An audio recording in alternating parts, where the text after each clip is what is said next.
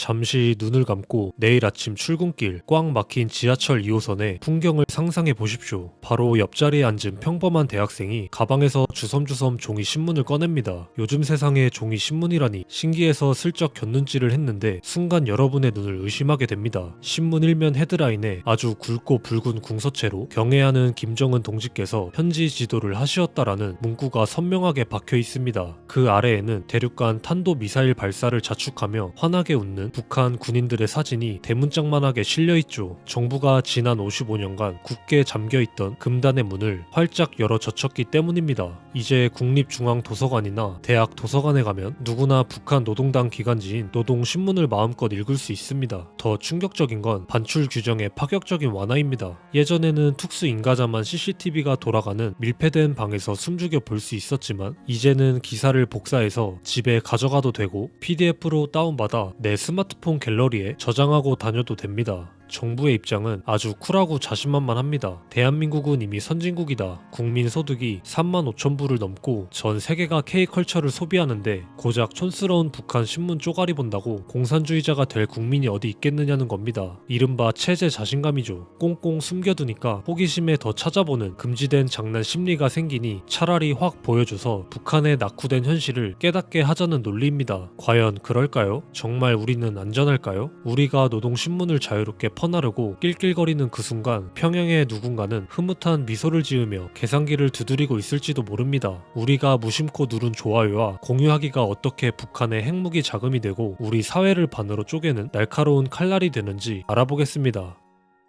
불과 얼마 전까지만 해도 북한의 노동신문은 대한민국 법체계와 도서관 분류법상 특수자료로 관리되었습니다. 말이 좋아 특수자료지 사실상 일반인이 접촉해서는 안 됐죠. 그 기원은 1970년으로 거슬러 올라갑니다. 중앙정보부 시절 만들어진 특수자료 취급 지침 때문인데요. 이 지침에 따라 북한에서 생산된 모든 문건은 사회를 오염시키는 독극물로 규정되어 격리되었습니다. 오직 북한학을 전공하는 검증된 박사나 정부의 까다로운 신원 조회를 통과한 소수의 기자들만이 특수자료실이라는 격리구역에서만 열람할 수 있었습니다. 내용을 베껴 쓸 때도 검열관의 도장을 받아야 했고 무단 복사는 간첩 행위로 간주될 수 있는 살벌한 시절이었죠. 그런데 2025년 12월 30일부로 이 빨간 딱지가 55년 만에 떨어졌습니다. 통일부와 관계당국이 노동신문을 일반 자료로 재분류하기로 결정한 겁니다. 국립중앙도서관, 국회 도서관은 물론이고 전국의 주요 공공도서관, 대학 도서관에서도 누구나 저 노동신문 좀 볼게요라고 신청할 수 있게 되었습니다. 정부는 여기서 멈추지 않고 오프라인을 넘어 온라인 빗장까지 풀겠다고 선언했습니다. 현재 방송통신심의위원회가 불법 유해 사이트로 규정하여 차단하고 있는 북한의 주요 웹사이트, 예를 들어 조선중앙통신이나 우리민족끼리 같은 사이트들의 접속 차단을 해제하는 방향으로 정보통신망법 개정을 추진 중입니다. 바야흐로 온 오프라인을 망라한 북한 정보 완전 자유화 시대가 열린 셈입니다. 정부가 내세우는 논리는 앞서 말씀드린 대로 체제 자신감에 기반한 면역 효과입니다. 쉽게 말해 백신 이론입니다. 바이러스를 꽁꽁 숨겨두고 무균실에서만 살면 면역력이 생기지 않는다. 그러니 약화된 바이러스를 대중에게 노출시켜서 국민 스스로 정신적 항체를 만들게 하자. 북한의 기사를 직접 읽어보면 그들의 주장이 얼마나 허무맹랑하고 조약한지, 그리고 그들의 삶이 얼마나 피폐한지 우리 국민들이 팩트로 확인하게 될 것이고, 그러면 정부가 굳이 북한은 나빠요라고 가르치지 않아도 자연스럽게 반공 교육이 될 것이라는 고도의 계산이 깔려 있습니다. 북한의 선전을 음지의 지하실에서 양지의 광장으로 끌어내 대낮의 햇빛 아래서 팩트와 논리로 바싹 말려 죽이겠다는 의도죠. 이론적으로는 매우 훌륭하고 민주적입니다. 민주주의 국가에서 정보의 통제는 줄어들수록 좋은 것이 원칙이니까요. 실제로 독일 통일 당시 서독 TV를 볼 수 있었던 동독 주민들이 오히려 서독에 대한 맹목적 환상을 버리고 현실을 직시했던 무지의 계곡 연구 결과도 이 정책을 뒷받침하는 강력한 근거입니다. 서독 방송을 못 보던 지역 사람들이 통일 후 더 급진적이 되었다는 사실은 정보 폐쇄가 오히려 독이 될 수 있음을 시사하니까요. 하지만 세상 모든 일에는 명과 암이 존재합니다. 빛이 강하면 그림자도 짙은 법이죠. 정부의 이 낙관적인 백신 시나리오에는 치명적인 구멍이 두 개 뚫려 있습니다. 하나는 우리 사회의 멘탈을 파괴할 보이지 않는 심리전이고, 다른 하나는 합법을 가장해 북한으로 흘러 들어갈 돈의 문제입니다. 지금부터 그 구멍의 실체를 자세히 살펴보겠습니다.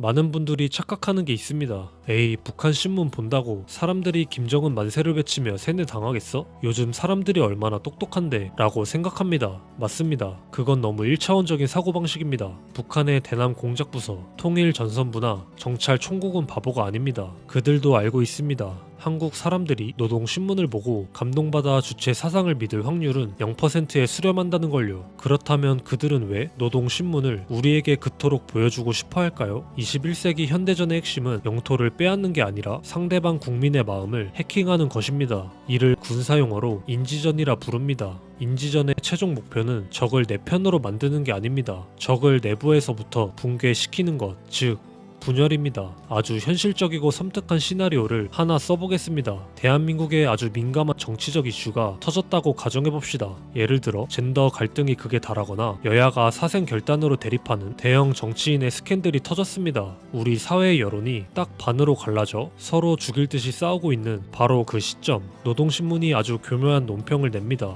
과거에는 미제의 승냥이와 남조선 괴뢰 패당을 타도하자 같은 거친 말을 썼지만 요즘 북한의 선전물은 다릅니다. 서울말을 연구하고 한국의 인터넷 용어를 학습합니다. 아주 세련된 논리로 한국의 특정 정치 세력을 교묘하게 옹호하거나 반대로 상대 진영을 맹 비난하는 글을 씻습니다. 팩트와 거짓을 7대3의 황금 비율로 섞어서 얼핏 보면 굉장히 통찰력 있어 보이는 글을 내놓는 겁니다. 이를테면 남조선의 청년 실업은 구조적인 모순 탓이라며 우리의 아픈 곳을 정확히 찌르는 시기죠. 예전 같으면 이 글은 국정원 지하실 파일철에 묻혔겠지만 이제는 누구도 도서관에서 복사할 수 있고 PDF로 받을 수 있습니다. 어떤 사람은 이렇게 말합니다. 야, 오죽하면 북한 노동신문도 이렇게 정확하게 지적하냐? 우리 정부는 북한만도 못한 거냐? 북한말이 뼈를 때리네. 반대편에 있는 사람은 이렇게 공격할 겁니다. 저것 봐라. 북한이 쟤네 편드는 거 보니까 쟤네가 진짜 종북 세력이고 간첩이네. 노동신문이랑 똑같은 소리 하네. 노동신문의 텍스트가 한국 내부의 정치 싸움을 위한 최고의 땔감으로 쓰이기 시작하는 겁니다. 북한의 의도가 담긴 메시지가 우리 국민들의 자발적인 공유를 통해 카카오톡 단톡방, 유튜브 썸네일을 뒤덮습니다. 북한은 손 하나 까딱하지 않고 돈 한 푼 들이지 않고 나만 사람들이 알아서 서로를 빨갱이라 욕하고 토착 왜구라 욕하며 물어뜯게 만듭니다.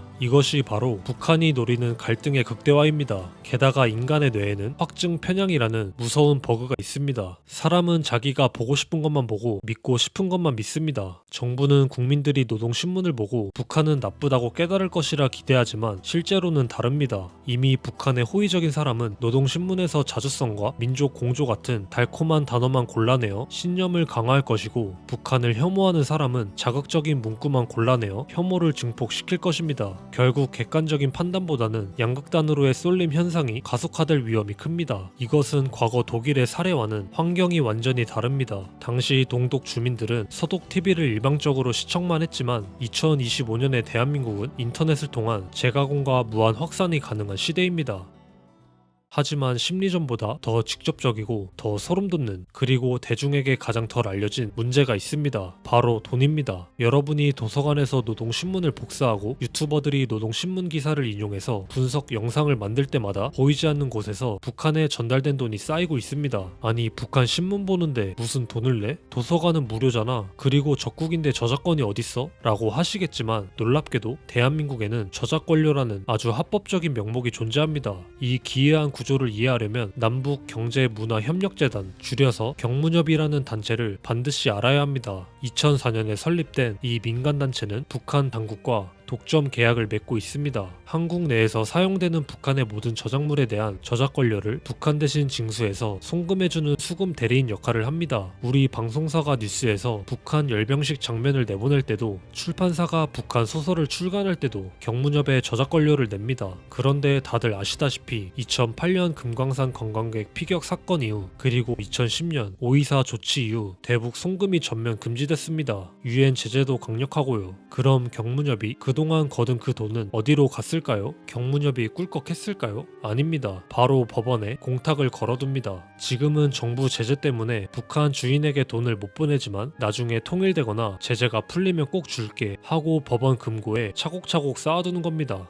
여기서 정말 기가 막힌 소멸시효 꼼수가 등장합니다. 원래 민법상 법원에 맡긴 공탁금은 10년 동안 주인이 찾아가지 않으면 국고, 즉 우리 정부의 돈으로 귀속됩니다. 북한이 10년 동안 돈을 못 받아갔으니 원래대로라면 이 돈은 우리 세금이 되어야 맞습니다. 그런데 경무협은 이 10년 시효가 다 되어갈 때쯤 법원에서 돈을 회수했다가 며칠 뒤 다시 재공탁을 합니다. 이렇게 하면 시효 카운트다운이 0부터 다시 시작되거든요. 사실상 대한민국 법원을 북한의 개인 금고처럼 쓰면서 북한 정권이 언젠가 찾아갈 수 있도록 자금을 영구 보존해주고 있는 겁니다. 노동신문이 개방되기 전인 현재까지 이미 이렇게 쌓인 공탁금이 30억 원이 넘습니다. 그런데 이제 빗장이 풀렸습니다. 이게 무슨 뜻일까요? 북한 저작물의 시장 사이즈가 폭발적으로 커진다는 겁니다. 지금까지는 노동신문을 보는 사람이 극소수였으니 인용도 적었고 저작권료도 방송사 위주의 한정적인 금액이었습니다. 하지만 이제 누군가 봅니다. 수만 명의 유튜버와 블로거가 노동신문 일면 사진을 썸네일로 쓰고 기사를 인용해 수익 창출 영상을 만듭니다. 언론사들도 예전보다 훨씬 자유롭고 빈번하게 노동신문을 인용 보도할 겁니다. 저작권법상 단순한 보도를 위한 인용은 면책되는 경우가 많지만 상업적 목적의 유튜브나 출판물 혹은 비평을 넘어선 과도한 인용은 저작권료 징수 대상이 될 가능성이 매우 높습니다. 경무협 입장에서는 눈에 불을 켜고 저작권료를 징수하러 다닐 명분과 거대한 시장이 생긴 겁니다. 이것이 의미하는 바는 명확합니다. 대한민국 정부가 국민들에게 자유롭게 보라고 멍석을 깔아준 덕분에 북한 정권이 미래에 찾아갈 현금 저수지에 수위가 급격히 올라간다는 것입니다. 생각해보십시오. 유엔과 국제사회가 북한의 핵무기 개발 자금줄을 끊기 위해 그물망 같은 금융 제재를 가하고 있습니다. 북한은 해킹으로 암호화폐를 훔치고 몰래 석탄을 팔며 외화를 벌려고 발버둥칩니다. 그런데 정작 당사자인 대한민국 안에서는 아주 합법적이고 우아한 방식으로 김정은 정권의 통치 자금이 차곡차곡 적립되고 있는 겁니다. 일각에서는 경무협이 이 징수 대행 과정에서 떼어가는 수수료만 해도 수십억 원에 달한다고 지적합니다. 판이 커지면 커질수록 배를 불리는 건 북한 정권과 그 대레인들 뿐이라는 비판이 나오는 이유입니다.